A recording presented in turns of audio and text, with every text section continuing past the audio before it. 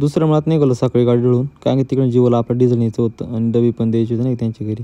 मग काय भाऊसाहेबला घेऊन आपण निघालो जिओ झाला, कारण की जिओ भाऊसाहेब का दिला आहे तिकडं. तर आपण म्हटलं तू आणि तो जिओ काही करा. पंपावर डिझेल टाकायला टायर पंक्चर होतं. भाऊसाहेब आता खुर्ची घेऊन टाकली. हा भाऊ म्हणून काही नाही, जाऊ त्याला घेऊन टाकू नाही. अरे म्हणून नवीन घेशी, पण माणसाचे हाडकं मोडले म्हणजे वाढवायचे कामं नाही का. मग काय भाऊसाहेबला डिझेल टाकून दिलं आणि आलो आपण दुसरी ठिकाणी वावर पाहिलं. वावर पाहून झालं, रस्ता लय खराब होता. म्हटलं आहे काय ताप झाला बा हा, एखादा मोबाईल धरायला होता.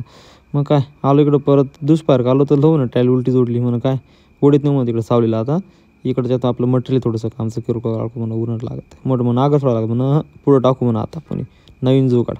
फायनली इकडं आलो, ही मित्र आली इकडे साठाने बिटाने वरून भेटायला इकडं परत नाही का प्रॉपर हारशे हा काही कामच नाही. आला इकडं चाटा मारत होता. म्हटलं भाऊ मारतो चाटा किती सांग, आम्ही नाही ऐकतो. मग काय परत आलो भाऊसाहेब चालू होतं इकडं बळी मारायचं काम. थोड्या बसलो म्हटलं लय अवघड काय भाऊ, कट्टाळा अलीकडे नाही काय करमत पण नाही.